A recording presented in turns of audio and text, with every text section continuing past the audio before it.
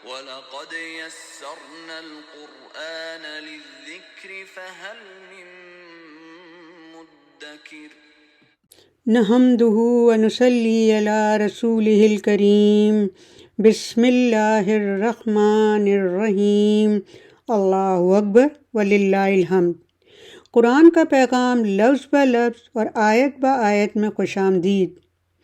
سورہ قمر میں اللہ سبحانہ تعالیٰ نے کئی بار فرمایا ہے وَلَقَدْ يَسَّرْنَا الْقُرْآنَ لِلذِّكْرِ فَهَلْ مِن مُّدَّكِرٍ، اور بلا شبہ آسان بنا دیا ہم نے اس قرآن کو سمجھنے کے لیے، تو کیا ہے کوئی سوچنے سمجھنے والا۔ سورہ اعراف آیت نمبر 40 میں اللہ سبحانہ تعالیٰ فرماتے ہیں بے شک وہ لوگ جنہوں نے جھٹلایا ہماری آیات کو اور سرکشی اختیار کی ان کے مقابلے میں، نہ کھولے جائیں گے ان کے لیے دروازے آسمانوں کے اور نہ داخل ہوں گے وہ جنت میں جب تک نہ گزر جائے اونٹ سوئی کے ناکے سے، اور ایسا ہی ہم بدلہ دیا کرتے ہیں مجرموں کو۔ آیت نمبر 7 میں انکار کرنے والوں کی سزا کا ذکر ہے۔ ختم اللہ علی قلوبہم وعلی سمعہم وعلی ابصارہم غشاوہ ولہم عذاب عظیم۔ آیت نمبر 7 کا ترجمہ: مہر لگا دی ہے اللہ نے ان کے دلوں پر اور ان کے کانوں پر اور ان کی آنکھوں پر پڑ گیا ہے پردہ، اور ان کے لیے ہے عذاب عظیم۔ آیت نمبر 7 کا لفظی ترجمہ: اس آیت کے مین ورڈز ہیں ختم، قلوب، عذاب۔ ختم ہے سیٹ اے سیل، اس نے مہر لگا دی ہے، کسی شے کو ڈھانپ دینا، کور کر دینا، اس طرح کہ اس میں کوئی چیز داخل نہ ہو سکے، بلاکڈ۔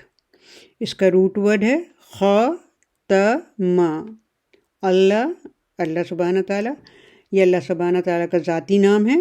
ختم اللہ، مہر لگا دی ہے اللہ نے، اللہ آن قلوبہم، ان دیئر ہارٹس، ان کے دل میں۔ اس میں دو لفظ ہیں قلوب اور ہم۔ قلب انسان کے جسم میں گوشت کا ایک ٹکڑا ہے جس پر انسان کی زندگی کا دار و مدار ہے۔ یہاں اس سے مراد انسان کی سوچ یعنی اس کی تھاٹ، اور جذبات یعنی ایموشنز اور فیلنگز ہیں۔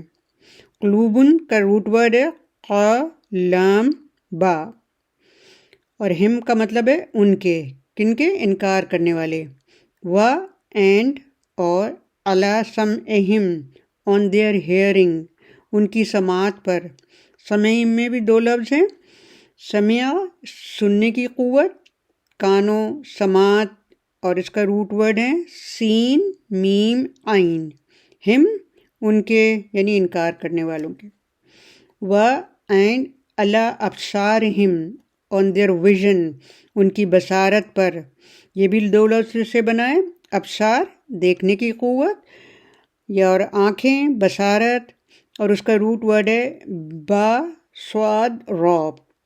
ہم ان کی، غشاوتوں ویل، پردہ ہے، بلائنڈ ہے، اس کا روٹ ورڈ ہے غین شین و اینڈ اور لہم فار دیم، ان کے لیے، لا کے معنی کے لیے، ہم ان کے، عذابن پنشمنٹ سزا، عذابن کا مطلب روکنا بھی ہے، اور اس کا روٹ ورڈ ہے عین ذال با۔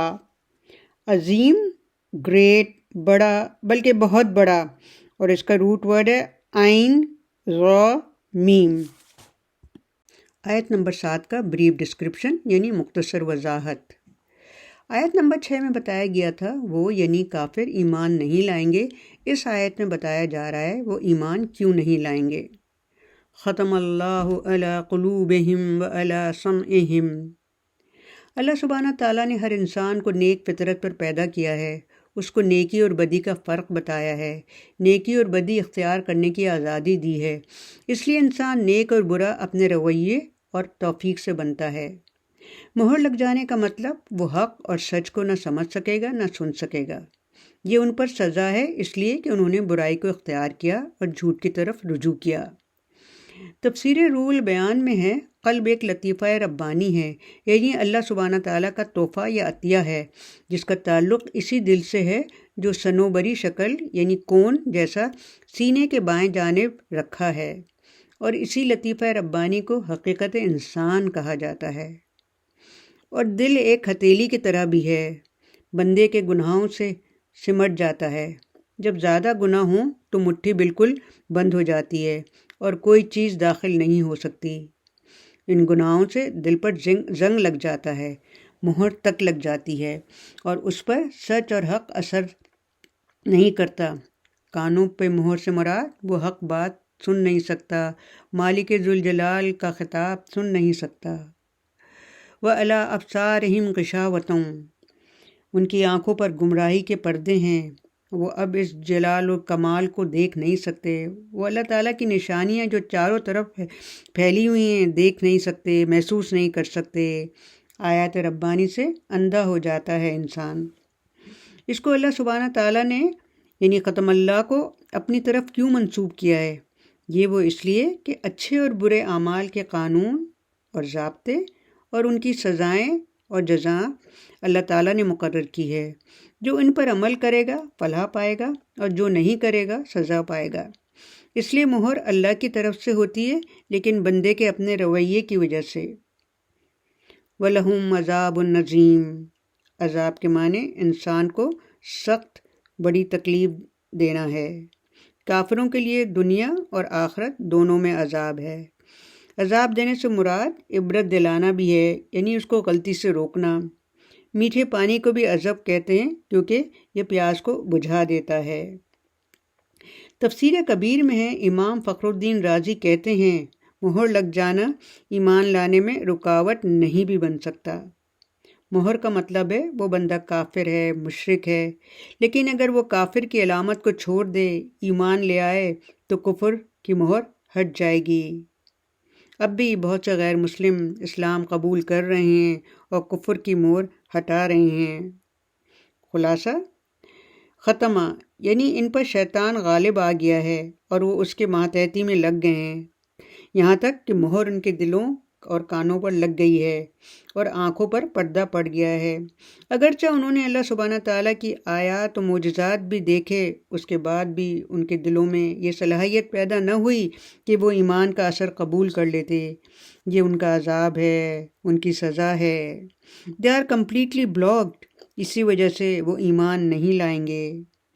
آیت نمبر 8 میں تیسرے گروہ کا ذکر ہوگا اور کیجیے گا یہ کون ہو سکتے ہیں۔ آیت نمبر 7 آج کل کے مسلمانوں کو یعنی ہم کو پیغام دے رہی ہے، سمجھدار کو چاہیے عذاب عظیم سے بچتا رہے، گناہوں پر اصرار نہ کرے اور نہ کسی گناہ میں شامل ہو۔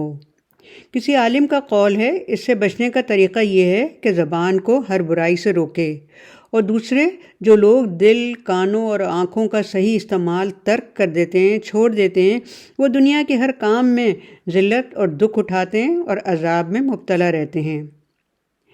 حدیث ہے رسول صلی اللہ علیہ وآلہ وسلم نے فرمایا بنی آدم کے قلوب لوہے کی طرح زنگ آلود ہو جاتے ہیں، ان کو صفائی کی ضرورت ہے۔ صفائی کا علاج؟ تمام گناہ کی اصل 3 چیزیں ہیں، حرص، حسد اور تکبر۔ پھر ان 3 سے 6 حاصل ہو جاتی ہیں، یعنی کل 9 ہیں۔ نمبر 1 اسیر ہو کر کھانا یعنی کہ زیادہ کھانا۔ نمبر 2 نیند بہت کرنا۔ نمبر 3 دنیاوی راحتوں کو در پہ رہنا۔ نمبر 4 مال۔ نمبر 5 مرتبہ اور نمبر 6 حکومت کی محبت۔ رب کریم ہم سب کو ان برائیوں سے بچائیں گے انشاءاللہ تعالی۔ رب هب لي حكما وألحقني بالصالحين۔ اے میرے مالک عطا فرما تو مجھے حکمت اور شامل فرما تو مجھے صالحین میں۔ آمین ثم آمین۔